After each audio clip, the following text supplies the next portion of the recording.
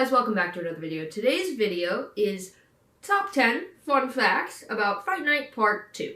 I did a video like this a month or two ago, I think. 25 fun facts about the original Fright Night. If you'd like to watch that, you totally can. Part 2 was a lot harder to find this type of trivia and fun facts because it wasn't as popular as the original Fright Night, for the specific fact that most people didn't even know it came out until it was out on DVD. Well, VHS. So, today, I'm talking about 10 facts about the sequel to Fright Night Part 2, that came out in 1988.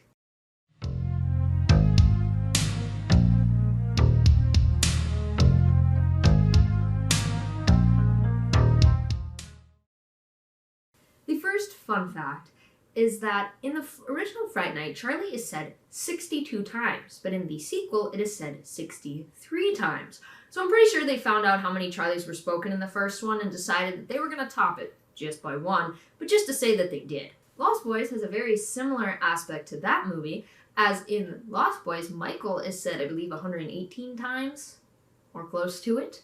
So each movie has the main character's name spoken way too many times. In the early drafts of the script for the sequel, Evil Ed was supposed to be in it.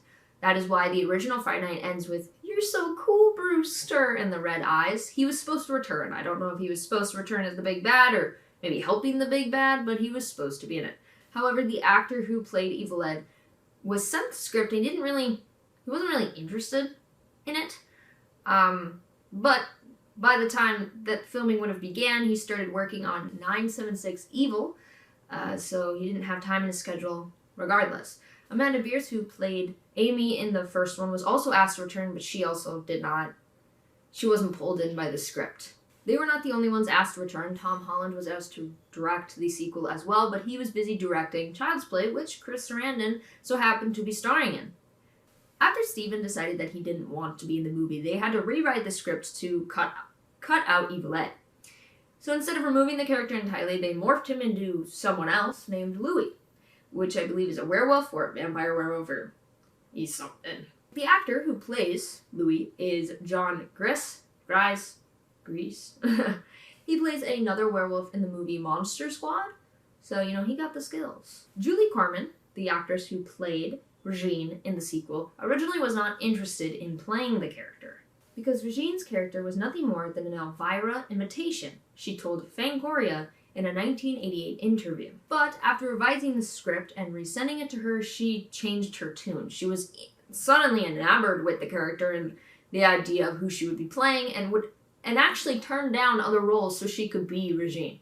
However, she probably regretted that, as for parts of the movie she had to wear prosthetics, and she had never worn prosthetics before. And when it comes to prosthetics, they usually need a mold of your face so they can mold it and, put it on your face later on. So they had to mold her head, which includes covering her entire head in plaster, and she had never done this before, so she freaked out. She had a panic attack over it and actually went home in tears. Like, it really freaked her out. However, it didn't take, and they had to do it again. So, at that point, she's probably like, why did I take this role? I should have said no. Fright Night Part 2 was ahead of its time. They had an androgynous character named Belle. This character was mute and rolled around on rollerblades, which made it even creepier because this character does not say a word, not one, throughout the entire movie. Acclaimed choreographer Russell Clark played Belle. He was hired not only for his dancing ability, which he had to practice the dance sequence in the movie with Julie Carmen for 8-hour rehearsal days, which it turned out really well, so good on them. He was also chosen because he knows how to move, and so he would help his vampire castmates be fluid together. When it came to the sound effects of Fright Night Part 2, they were done mostly by Bob Bergman. He did a lot of the screams and screeches and random noises the vampires would make. When it came to the death sounds, like the those type sounds, he actually blew out his vocal cords doing that, and he had to take a few-week break from production because he couldn't talk. Dedication, bro. Dedication. The bug-crunching character Bosworth, who is creepy as shit. The idea of him naming the bugs before eating them was actually the actor's idea. He thought it would add something different to the character, which he was very right with. A lot of people remember his character for using the insect names before chomping down on them. In the scene where he gets cut open and bugs come out. Still traumatized. Ugh. But it was a good add to the character, and it's something that people still remember today. Later in the movie, there is a scene where Regine turns into the bat creature thing. They had to get a model for that they wanted smaller than Julie Carmen so they could, put the pieces together. They decided to use Dina Cancer from the band Grave 45, who had one of their songs in The Return of the Living Dead in 1985. The crew also found Dina's last name Cancer, quite unusual, and thought she would be the perfect fit for their bat creature model. Lastly, Fright Night Part 2 was a box office failure. A lot of people didn't even know it was made until it was out on VHS. It had a small cinematic release and was only shown in 2 theaters, one in LA and one in New York.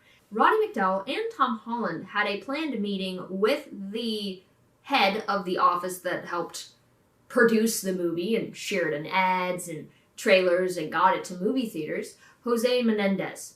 However, he was murdered by his 2 sons, which kind of stopped everything in its tracks. Because he was murdered, it didn't get the promotion it should have. Ads were canceled. It wasn't moved to theaters like it should be. It kind of just went into obscurity until people were like, hey, is this Fright Night Part 2? Is this a sequel to Fright Night? And they found it in stores. And those are 10 fun facts about the sequel to Fright Night Part 2. Now, Fright Night is a favorite of mine, as many people know, but Part 2 is actually not terrible. I don't actually hate it. There are a lot of sequels I hate, as last week I talked about how I don't full-on hate, but I don't like the sequels to Lost Boys. This sequel I actually like. I like the premise of it. Of course, it didn't end the way I wanted it to, which is I wish Charlie had become a vampire, and I will say that till the day I die. And I know that older vampire movies, the idea is the vampire's evil, the vampire has to die. There are a few old vampire movies from, 90s backwards, mostly 80s backwards, where they live, but it's rare. Usually the vampire dies in the end. That is how it goes, and I understand that.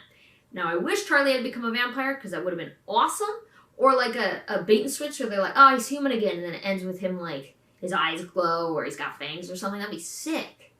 Sadly, he becomes human again. That is my only disdain with the movie, that's just my personal opinion. The movie overall is really good, and I like it. Of course, I wish Evil Ed had been in it, because that idea of, the cliffhanger at the end of the original Fright Night never really goes anywhere. In the sequel, because he was written out, they kind of just say that Evil Ed is dead. And then Amy, since Amy is no longer in the picture, she, started dating older men and then moved away with them, I guess. So he has a new girlfriend in the sequel, which is not that big a deal. Amy didn't have to be in it. I do believe the original Fright Night was a good story. It was compact. I do like the little, you're so cool, Brewster, at the end, because it's like, is he dead? Is he not? We don't know. I do like the sequel. Fright Night didn't need a sequel. Neither did Lost Boys. Both of those movies end in a way where it's done. You can add sequels, but you don't have to. And they don't need them. But the Fright Night sequel isn't bad. I actually really enjoyed it. So if you have not seen the sequel, you totally should. I have an entire playlist of Fright Night videos, because I talk about it a lot. If you'd like to watch me react to the original, the sequel, and the remake, they're all up on this channel. I plan to watch the last Fright Night movie, Fright Night 2 New Blood, at some point. Don't know when, but in the future. And then I can say I've reacted to every Fright Night movie. Alright guys, I hope you enjoyed and learned something. If you have any fun facts that I may not have mentioned, comment them down below. I'd love to know. Alright guys, I will see you later.